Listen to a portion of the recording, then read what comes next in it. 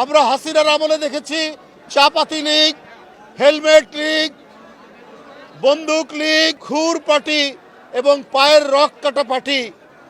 এরা কারা, এদেরকে জনগণ জানে না। আমরা তো প্রথমেই দেখলাম 5ই আগস্টের পরের দিনই কি করে ইসলামী ব্যাংকগুলো আপনারা দখল করেছেন। তারা উপদেষ্টা হয়েছে, কিন্তু তারা প্রায় অনেকেই মাঝে মাঝে সবক দেন। আবার দুই একটি রাজনৈতিক দল দেখি তারাও সবক দেন যে চাঁদাবাজ বিদায় নিয়েছে, আর কোনো চাঁদাবাজকে আমরা দেখতে চাই না, না আসুক চাঁদাবাজ, না আসুক। কাকে উদ্দেশ্য করে বলছেন? শেখ হাসিনার আমলে যারা ব্যাংক লুট করেছে, ব্যাংক আত্মসাৎ করেছে, এস আলমদের উত্তরসূরি হিসাবে 5ই আগস্টের পর আমরা কি ব্যাংক আত্মসাৎ করতে দেখিনি?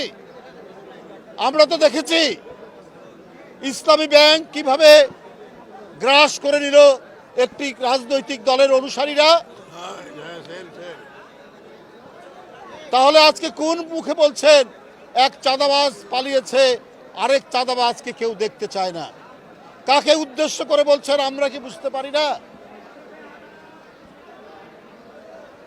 আমরা তো প্রথমেই দেখলাম 5ই আগস্টের পরের দিনই কি করে ইসলামী ব্যাংকগুলো আপনারা দখল করেছেন।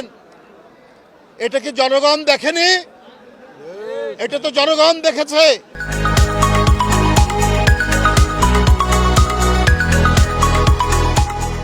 আর আজকে বড় বড় কথা বলেন, কলঙ্কলে করার চেষ্টা করেন বিএনপির নামে। পাড়া মহল্লায়, জেলায় জেলায় অনেক টার্মিনাল দখল সহ, অনেক সিএনজি স্ট্যান্ড দখল সহ, অনেক টেন্ডার ভাগাভাগির মধ্যে আপনাদের লোকরা কি জড়িত নেই? আমি সেই রাজনৈতিক দলটিকে বলতে চাই, খুব নীরবে নিভৃতে সব কিছু অপকর্মের সাথে আপনারা জড়িত। শেখ হাসিনার ব্যাংক আত্মসাতের পর, 5ই আগস্টের পর আপনাদের আত্মসাতও তো জনগণ দেখেছে। আমরা হাসিনার আমলে দেখেছি চাপাতি লীগ, হেলমেট লীগ, বন্দুক লীগ। আবার জনগণ তো এটাও জানে খুর লীগ এবং খুর পার্টি এবং পায়ের রক কাটা পার্টি। এরা কারা, এদেরকে জনগণ জানে না। কারা পায়ের রক কাটে তাদেরকে তো জনগণ ঠিকই জানে, চেনে। সুতরাং খুব ঘোলা পানিতে মাছ শিকার করার চেষ্টা করছে। আপনাদের 71-এর অর্জন কি? আপনারা 71-এর বিরোধিতা করেছেন।